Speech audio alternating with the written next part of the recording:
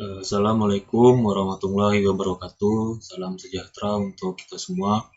Perkenalkan saya Bogeta NIM D112116101 dari jurusan Teknik Kimia Fakultas Teknik Universitas Tanjung Pura. Saya akan mempresentasikan tugas akhir penelitian saya dengan judul Kajian pengaruh pH dan massa adsorben pada absorpsi ion Fe menggunakan kitosan dari cangkang kepiting bakau sila serata, dengan dosen pembimbing yaitu Bapak Syahrul Hairi, SSIMN, dan Ibu Marcelina, STMSC. Nah, dosen penguji Ibu Rinjani Rati Rakasiwi, STMT, dan Ibu Lala Tarbiyatun Nasyim, MSSI, MN. Baiklah, kita mulai dari latar belakang. Latar belakang ini diawali dengan potensi hutan mangrove yang ada di Kalimantan Barat, yaitu sebesar 149.334 hektar. Nah, di mana hutan mangrove ini merupakan habitat alami dari kepiting bakau. Nah, menurut data BPS tahun 2019, jumlah tangkapan kepiting bakau di Kalimantan Barat itu sebesar 402 ton per tahun. Nah, dengan jumlah tangkapan yang besar, itu membuat limbah dari cangkang kepiting juga semakin besar. Nah, oleh karena itu, perlu adanya suatu upaya untuk memanfaatkan limbah cangkang kepiting menjadi lebih ekonomis. Salah satunya dengan menjadikannya sebagai sumber kitosan. Kemudian kita lihat persentase kandungan di dalam cangkang kepiting, yaitu pertama ada protein 15 sampai 23,9%, kemudian kalsium karbonat 53,7 sampai 78,40%, dan juga kitin 18,7 sampai 32,2%. Nah, yang akan kita manfaatkan di dalam cangkang kepiting ini adalah kitin yang terdapat dalam cangkang kepiting. Nah, sedangkan kita bandingkan jenis organisme dengan persen kandungan kitin, itu menurut Knorr dan kawan-kawan pada tahun 1984, golongan krustasea itu seperti udang kepiting dan lobster itu kandungan kitinnya paling tinggi, yaitu sebesar 40%. Nah, dari data tersebut maka dapat diambil kesimpulan bahwa cangkang kepiting sangat berpotensi digunakan sebagai sumber kitosan. Nah, kemudian kita lanjut, yaitu cara untuk menghasilkan kitosan, yaitu langkah pertama adalah dengan proses demineralisasi. Demineralisasi itu untuk menghilangkan kandungan mineral atau kalsium karbonat yang ada pada cangkang kepiting. Nah, kemudian kita lanjutkan ke proses deproteinasi, yaitu untuk menghilangkan kandungan protein, dan juga deasetilasi, yaitu untuk mengkonversi gugus asetil menjadi gugus amina pada kitin. Nah, salah satu aplikasi utama kitosan yaitu sebagai adsorben logam berat. Logam berat ini bermacam-macam seperti Zn, Cd, Cu, Pb, Mg, dan juga Fe. Nah, kemudian kelebihan dari metode absorpsi yaitu efektivitasnya yang tinggi, yang lebih murah, mudah dalam pengerjaan, ramah lingkungan, dan mudah didaur ulang. Absorpsi juga memiliki beberapa faktor yang sangat mempengaruhi seperti pH, massa adsorben, temperatur, dan juga kelarutan. Nah, kemudian kita lanjut lagi. Kitosan itu mempunyai sifat polikationik yang dipengaruhi oleh pH atau potensial hidrogen. Nah, pertanyaannya bagaimana cara meningkatkan kemampuan absorpsi di dalam kitosan, yaitu dengan melakukan percobaan absorpsi dengan variasi massa dan juga pH gitu. Yaitu kita ingin mendapatkan pH optimum dan juga massa optimum dalam absorpsi, sehingga didapatkan di suap berdasarkan uraian di atas, maka akan dilakukan absorpsi kitosan sebagai ion Fe dengan variasi massa adsorben dan juga pH. Kita lanjut ke tinjauan pustaka. Ada 4 tinjauan pustaka utama. Yang pertama itu Pramesti dan kawan-kawan pada tahun 2012 yang menggunakan kitosan asam askorbat. Metode yang ia gunakan yaitu variasi pH pada pH 2, 3, 4, 5, dan 6. Untuk logam berat yang ia gunakan yaitu Fe3 dan juga Cr dengan konsentrasi 100 ppm dan massa adsorben 0,15 gram. Hasil penelitian yang didapat yaitu derajat deasetilasi kitosannya yaitu 64,74%, sedangkan untuk pH optimum pada absorpsi Fe dan juga Cr adalah 3 dan 4. Dan kapasitas maksimum absorpsi Fe dan juga Cr adalah 12.656 ppm dan juga 13.157 ppm. Dan kemudian Nurul dan kawan-kawan pada tahun 2014 ia menggunakan sumber ketosan dari cangkang kepiting. Karena metode yang ia gunakan yaitu deasetilasi dengan 50% NaOH pada suhu 100 derajat Celcius selama 30 menit. Hasil yang didapat yaitu derajat deasetilasi sebesar 80,21%, sedangkan untuk absorpsinya yaitu ada pada kondisi asam itu 10 logam ppm logam PB terserap semua, sedangkan 50 ppm terserap hanya 45 ppm dan untuk 100 ppm yang terserap hanya 93. Kemudian pada kondisi pH netral didapat 10 ppm logam PB terserap semua, 50 ppm terserap 44,7 ppm dan 100 ppm terserap 97,4 ppm. Kemudian Rena dan kawan-kawan pada tahun 2018 ia menggunakan litosan carbon birch dengan variasi pH 0, 1, 2, 3, 5, dan 8 dengan larutan Ce4 yang dengan konsentrasi 100 ppm dan juga massa absorbennya itu 0,1 gram. Hasil yang didapat yaitu derajat deasetilasi sebesar 85%, sedangkan untuk pH optimum absorpsi ion Ce4-nya adalah 1. Dan untuk kapasitas absorpsi maksimum dari ion Ce4 adalah 333 ppm.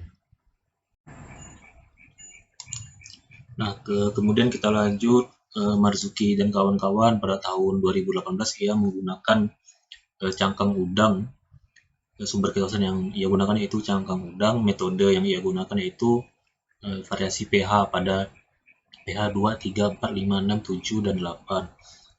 Sedangkan jumlah ion CD2+, Pb12+, Ni2+ adalah 200 ppm, 100 ppm, dan juga 100 ppm secara berturut-turut. Massa absorben yang ia gunakan kurang lebih 1 gram. Untuk hasil yang didapat yaitu pH optimum absorpsi pada CD2+, Pb2+, dan juga Ni2+ berturut adalah pH 2, 4, dan 7. Sedangkan kapasitas maksimum absorpsi dari CD2+, Pb2+, dan Ni2+ adalah 198,2051, 39,3341, dan 45,1334 ppm. Nah, selanjutnya yaitu dasar teori ya. Dasar teori yang pertama adalah gambar mekanisme reaksi keting menjadi ketosan. Nah, pertama yang bisa kita lihat di sini ada kitin dengan gugus asetil dan juga ada NaOH yang sudah terionisasi di dalam air. Jadi NaOH-nya terpecah menjadi Na+ dan juga OH-. Nah, tahapan pertama inisiasi itu dilakukan oleh gugus OH. Gugus OH pada ikatan rangkap 2 pada gugus asetil.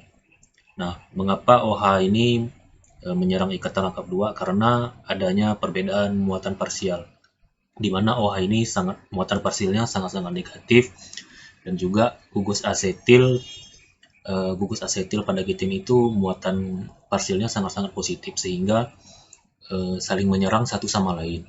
Nah, kemudian di tahap selanjutnya karena OH ini menyerang, kemudian dia jadi berikatan gitu ya.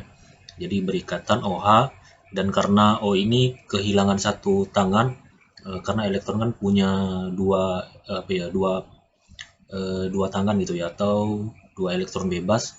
Karena satunya tidak berikatan, jadi dia bermuatan negatif, dan Na ini datang untuk menyeimbangkan oksigen yang kekurangan satu tangan. Nah, kemudian inisiasi selanjutnya yang dilakukan yaitu di mana ion OH ini sangat-sangat reaktif gitu ya, sangat-sangat reaktif artinya dia sangat mudah lepas dan tertukar gitu. Nah, pada kasusnya di sini ion H ini akan menyerang gugus NH pada pada polimer sementara gitu ya.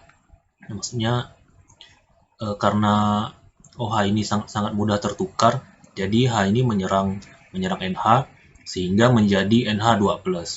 Dan kemudian kita lihat karena ini kehilangan H, jadi dia bermuatan negatif.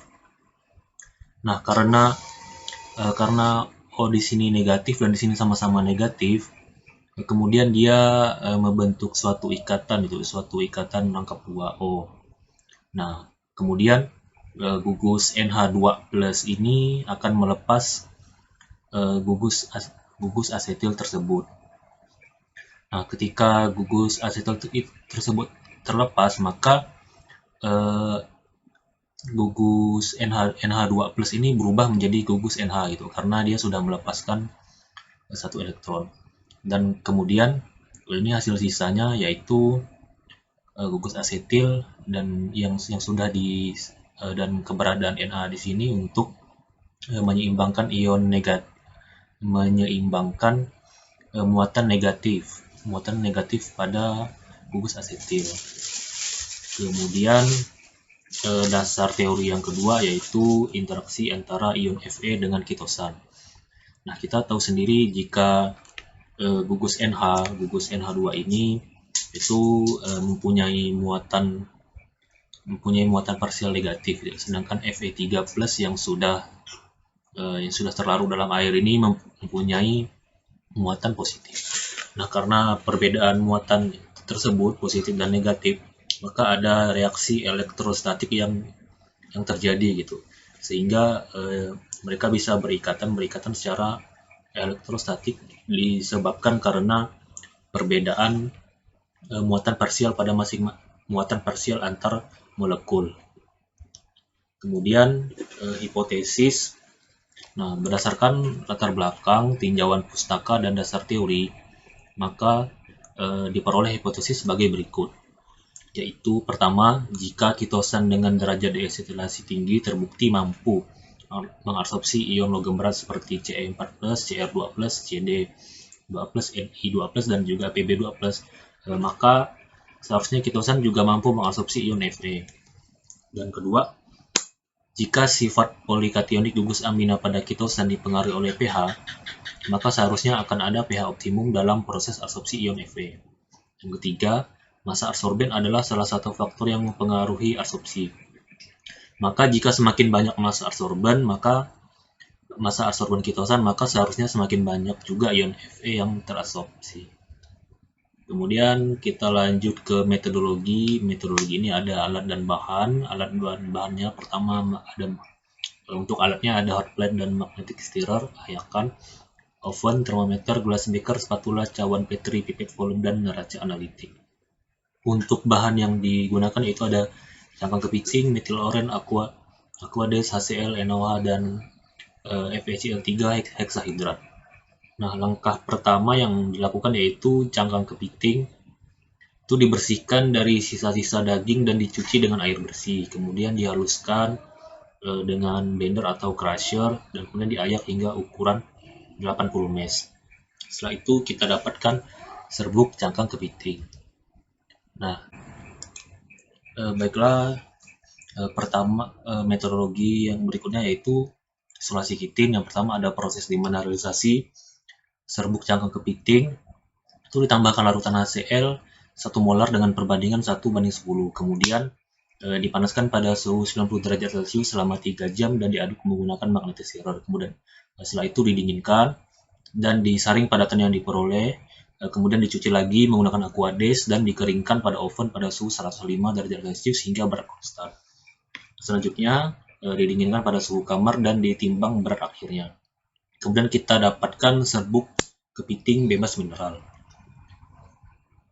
Selanjutnya masih pada proses isolasi kitin, serbuk kepiting bebas mineral tersebut dilakukan proses deproteinasi. Metodenya yaitu ditambahkan larutan NaOH 1 molar dengan perbandingan 1:10, kemudian dipanaskan pada suhu 90 derajat Celcius, diaduk larutan selama 3 jam menggunakan magnetic stirrer. Nah, setelah itu didinginkan dan disaring padatan yang diperoleh. Kemudian dicuci menggunakan aquades dan dikeringkan dalam oven pada suhu 105 derajat Celcius dan ditimbang berat akhirnya. Kemudian dari proses ini kita dapatkan kitin. Nah, kitin yang sudah diperoleh, kemudian metode selanjutnya yaitu kita lakukan proses konversi kitin menjadi ketosan, yaitu kitin dilakukan proses deasetilasi.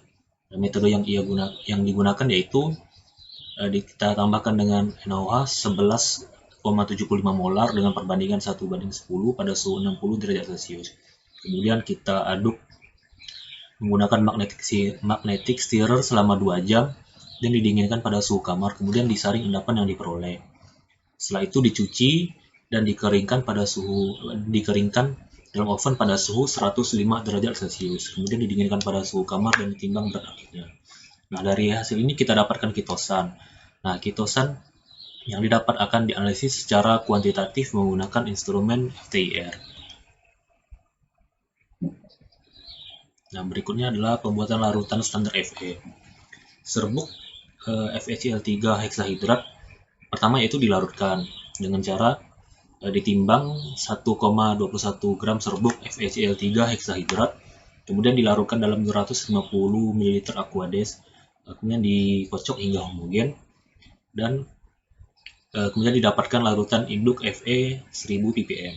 Nah, larutan induk Fe 1000 ppm ini kemudian akan diencerkan dengan cara yaitu pertama kita pipet sebanyak 10 ml larutan induk Fe 1000 ppm, kemudian dilarutkan dalam 100 ml Aquades, kemudian kita dikocok hingga homogen, lalu didapatkan larutan Fe 100 ppm. Nah, metode yang berikutnya yaitu adsorpsi ion Fe dengan variasi pH. Larutan Fe 100 ppm itu diadsorpsi dengan cara pertama kita siapkan 100 ml sampel larutan Fe 100 ppm. Kemudian kita tambahkan ketosan sebanyak 0,15 gram dan kita lakukan penyesuaian pH menggunakan 0,1 molar larutan HCl atau 0,1 molar larutan NaOH dengan variasi pH 1, 2, 3, 4, 5, 6, dan 7. Kemudian kita lakukan proses adsorpsi secara batch menggunakan orbital shaker pada kecepatan 150 rpm selama 2 jam. Kemudian didiamkan selama 12 jam setelah diabsorpsi. Kemudian kita pipet sebanyak 10 ml untuk dianalisis kandungan logam Fe sisa menggunakan instrumen AAS. Nah, sampel hasil absorpsi kemudian kita analisis menggunakan spektrofotometer AAS. Kemudian untuk absorpsi ion Fe dengan variasi massa, prosedur pertama yaitu sama seperti sebelumnya, kita siapkan 100 ml sampel larutan Fe 100 ppm, kemudian kita lakukan variasi massa yaitu 0,05, 0,2, 0,05, 0,1, 0,1, 0,15, 0,25, 0,25, 0,3, dan 0,35 gram. Kemudian kita lakukan penyesuaian pH menggunakan 0,1 molar HCl atau 0,1 molar NaOH hingga pH optimum. Kemudian dilakukan proses absorpsi secara batch menggunakan orbital shaker pada kecepatan 150 rpm selama 2 jam. Kemudian didiamkan selama 12 jam setelah diabsorpsi. Setelah itu sampel hasil absorpsi kita pipet sebanyak 10 ml untuk dianalisis kandungan Fe sisa menggunakan spektrofotometer AAS. Nah, kemudian untuk hasil dan pembahasan pada prosedur pertama yaitu ada preparasi sampel. Ini adalah gambar cangkang kepiting bakau yang sudah dibersihkan dari sisa-sisa kotoran dan juga ada daging kepiting yang telah dijemur 2-3 hari hingga hingga kandungan air pada cangkang kepiting itu sangat-sangat minimal dan mudah untuk dihancurkan. Nah, yang di bawahnya itu ada gambar cangkang kepiting yang sudah kering, kemudian sudah diayak dengan ukuran 80 mes. Nah, mengapa harus kita ayak dengan ukuran 80 mes? Agar ukuran partikel cangkang kepiting ini seragam dan untuk memperluas permukaan dari cangkang kepiting sehingga mudah bereaksi. Nah, kemudian ini masih kita lanjut ke preparasi ketosan, di mana tadi ada dua proses utama yaitu demineralisasi dan juga deproteinasi itu. Nah, pada demineralisasi ini kita ingin menghilangkan mineral yang ada pada serbuk cangkang kepiting itu ya. Itu mineral yang utama CaCO3 gitu. Nah, caranya bagaimana? Caranya dengan dilarutkan dengan HCl. Nah, jadi ini diilustrasikan bahwa mineral itu berwarna pada gambar ini berwarna kuning dengan berbentuk gumpalan-gumpalan lingkaran berwarna kuning gitu ya. Nah, mineral ini itu larut dalam asam gitu, sehingga HCl ini dapat melarutkan mineral yang terdapat dalam cangkang kepiting, sehingga hanya tersisa kitin dan juga protein. Nah, kemudian setelah itu kita lanjutkan ke proses deproteinasi. Pada proses deproteinasi ini kita ingin menghilangkan mineral yang maksud saya ingin menghilangkan protein. Nah, protein ini larut dalam NaOH gitu. Larut dalam NaOH. Kemudian setelah itu kita dapatkan kitin murni. Ya, nah kitin ini karena ia adalah polimer, jadi yaitu berbentuk seperti fiber gitu ya. Maka digambarkan kitin murni itu seperti benang. Ilustrasinya sebagai berikut. Nah, untuk hasil yang didapat yaitu kita menggunakan sampel awal itu pada massa 200 gram, kemudian pada proses demineralisasi ini hanya tersisa 37,4 gram gitu. Nah, penyusutan massa yang signifikan ini disebabkan karena pada proses demineralisasi itu kan yang ingin dihilangkan adalah protein. Maksud saya yang ingin dihilangkan adalah mineral. Nah, karena mineral ini persentasenya itu 50-78% pada serbuk cangkang kepiting, maka mineral ini adalah salah satu komponen yang paling banyak hilang. Kemudian untuk proses selanjutnya deproteinasi, massa sisanya itu dari 37 gram didapatkan 66,0858 gram. Dan selanjutnya untuk proses deasetilasi dari 26,0858 gram itu didapatkan 22,5158 gram. Kemudian kita lanjut ke hasil dan pembahasan selanjutnya, yaitu terdapat dua gambar untuk dibandingkan, yaitu kitin dan juga kitosan. Gambar A itu adalah gambar kitin dan gambar B adalah gambar kitosan. Untuk hasil yang didapat, pertama untuk warna. Hasil analisis itu berwarna putih, sedangkan standar SNI itu coklat muda sampai putih, artinya memenuhi standar SNI. Kemudian bau, dua-duanya sama, tidak berbau. Untuk rendemen itu hasil analisis didapatkan 11,2579%. Kemudian untuk kadar air itu diperoleh 1,09%. Untuk kadar SNI itu di bawah 12%, artinya memenuhi standar. Kemudian ada kadar abu yaitu 2,1%. Untuk standar SNI itu kurang dari 5%, artinya juga memenuhi standar. Dan derajat deasetilasi itu akan dijelaskan di slide selanjutnya. Untuk metode tetrasi itu didapatkan 82%, sedangkan metode FTIR dapatkan 81,3%. Nah, untuk standar SNI itu lebih dari 75%. Sehingga didapatkan kesimpulan itu, yaitu kitosan yang sudah dapat sesuai dengan standar SNI 79/9/2013. Hal ini disebabkan karena proses demineralisasi dan juga deproteinasi dan deasetilasi itu sudah berlangsung secara efektif. Nah, kemudian kita lanjut ke derajat deasetilasi kitosan. Di sini untuk persamaannya bisa dilihat pada slide. Nah, untuk keterangannya itu C1 konsentrasi HCl, C2 konsentrasi NaOH, kemudian V1 volume HCl, V2 volume NaOH, dan M adalah massa kitosan. Nah, dengan kita menggunakan duplo, yaitu dua percobaan, untuk volume HCl awal itu sama 30 mili, kemudian kita titrasi gitu ya, sehingga terjadi perubahan secara ekuivalen gitu. Sini warnanya itu equivalent.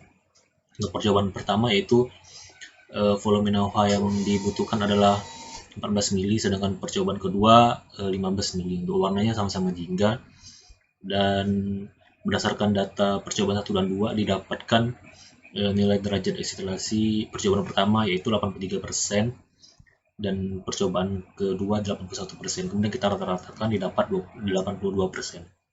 Itu gambarnya bisa dilihat sebelum titrasi dan juga sesudah titrasi. Untuk kesimpulannya yaitu titrasi ini dilakukan secara duplo, maka dan hasil yang didapat yaitu nilai derajat deasetilasi ketosan sebesar 82%. Kemudian kita lanjut, ini adalah spektra FTIR dari sampel kitin dan juga ketosan. Yang atas itu adalah kitin dan yang bawah adalah ketosan. Nah, untuk persamaannya kita menggunakan persamaan dari Domzi dan Robert tahun 1985. Di sini dia menggunakan perbandingan antara bilangan gelombang 1655 dan juga 3450 gitu ya. Nah, kalau kita lihat berdasarkan hasil perhitungan dengan metode baseline itu didapatkan nilai derajat deasetilasi kitin sebesar 77,4% dan juga ketosan sebesar 81,3%.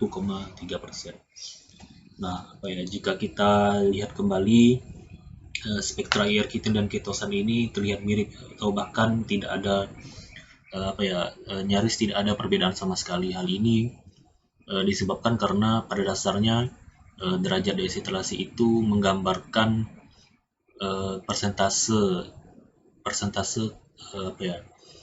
berubahnya gugus asetil menjadi gugus amina. Nah, artinya pada kitin dan juga ketosan sama-sama terdapat gugus asetil dan juga gugus amina, sehingga tidak ada perbedaan secara signifikan. Selain itu, mengapa nilai derajat kitin itu besar sekali, yaitu 77,4%. Nah, hal ini disebabkan karena kemungkinan pada proses deproteinasi, karena proses deproteinasi itu menggunakan NaOH juga, NaOH 1 molar, itu kemungkinan sudah terjadi proses deasetilasi secara simultan gitu. Karena pada kondisi operasinya juga lama, selama 3 jam, dan juga suhunya suhu tinggi yaitu 90 derajat Celcius.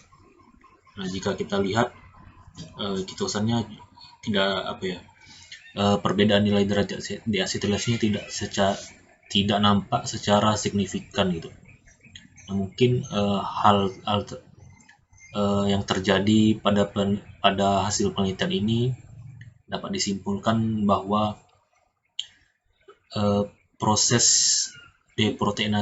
proses deproteinasi itu sudah terjadi proses deasetilasi secara simultan, sehingga nilai derajat kitinnya sangat tinggi dan mendekati nilai derajat deasetilasi dari ketosan.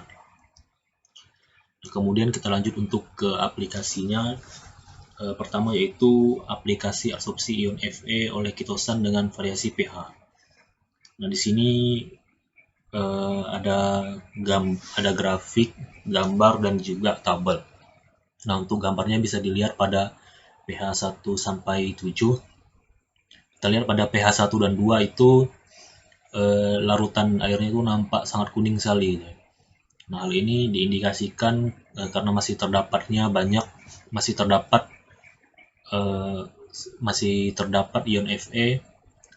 ion Fe pada kondisi pH 1 dan 2. Nah, kemudian kalau kita lihat grafiknya di sini antara gambar dan juga grafik itu matching gitu. Maksudnya kalau kita lihat secara penampakan pada pH 1 dan 2 itu warnanya kuning, indikasinya yaitu masih terdapat kadar Fe yang tinggi, dan dibuktikan dengan grafik, yaitu pada grafik di sebelah pada pH 1 itu pada pH 1 kadar Fe-nya itu 4,31 ppm dan pada pH 2 3,13 ppm. Nah, sedangkan pada pH 3, 4, 5, 6 dan 7 itu sudah nyaris bening, bukan nyaris, maksud saya sudah putih gitu. Beda sekali dengan pada pH 1 dan 2. Dan ini juga dibuktikan pada pada grafik gitu ya, dimana pada pH 3 itu kadar EV sisa cuma hanya 0,01 ppm, sedangkan pada pH 4, 5, 6, dan 7 itu 0 ppm. Sehingga dari grafik tersebut dapat disimpulkan bahwa pH optimum absorpsi itu terjadi pada pH 4. Kemudian kita lanjut ke absorpsi ion Fe oleh kitosan dengan variasi massa adsorban. Nah, di sini kita lihat grafiknya ini cenderung linear ya, cenderung linear, dan juga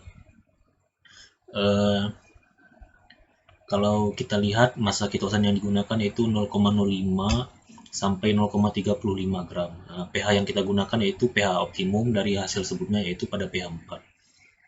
Nah, karena grafiknya ini linear, artinya ini sesuai dengan hipotesis, di mana hipotesis kita menghipotesiskan bahwa semakin besar massa adsorben maka semakin banyak massa adsorben maka semakin banyak juga ion Fe yang terabsorpsi. Sini kita lihat pada massa adsorben paling rendah 0,05 itu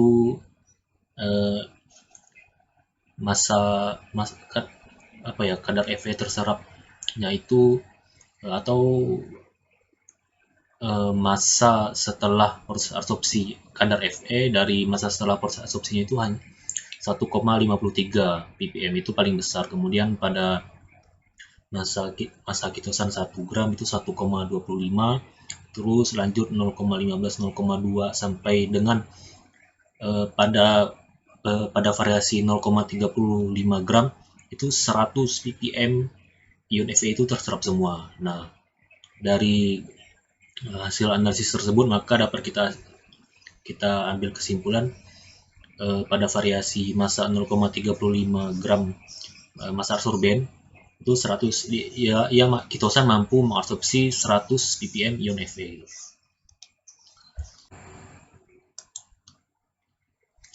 Nah, kemudian kita masuk ke bagian penutup, yaitu ada kesimpulan dan saran. Nah, untuk kesimpulannya itu yaitu berdasarkan penelitian yang telah dilaksanakan maka dapat disimpulkan bahwa pertama, yaitu nilai derajat destilasi kitosan dari cangkang kepiting bakau itu diperoleh 81,3% dan terbukti mampu mengabsorpsi ion Fe. Dan yang kedua, absorpsi ion Fe oleh kitosan berlangsung optimal pada pH asam. Namun jika pH terlalu rendah atau terlalu asam maka akan menyebabkan glukosa Na2 terprotonasi sehingga absorpsi tidak maksimal. Kemudian pada penelitian ini didapatkan pH optimum yaitu pH 4. Kemudian yang ketiga, semakin banyak massa adsorban maka semakin banyak juga ion Fe yang terserap. Nah, massa adsorban optimum pada proses ini pada penelitian ini adalah 0,35 gram.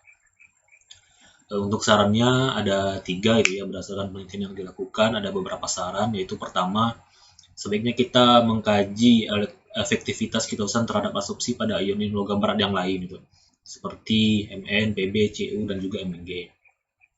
Dan kemudian yang kedua, agar perhitungan nilai derajat destilasi kitosan itu lebih presisi, maka sebaiknya kita tambahkan metode lain untuk menghitung nilai derajat destilasi seperti dengan instrumen NMR atau UV Vis. Kemudian yang ketiga, pada penelitian selanjutnya sebaiknya kita mengkaji proses absorpsi ion Fe dengan proses kontinu. Variabel yang digunakan bisa bermacam-macam, salah satunya yaitu laju alir. Nah, terima kasih, sekian dari presentasi saya. Saya mohon maaf jika ada kurang-kurang kata. Akhir kata saya tutup. Wabillahi taufik wal hidayah. Assalamualaikum warahmatullahi wabarakatuh.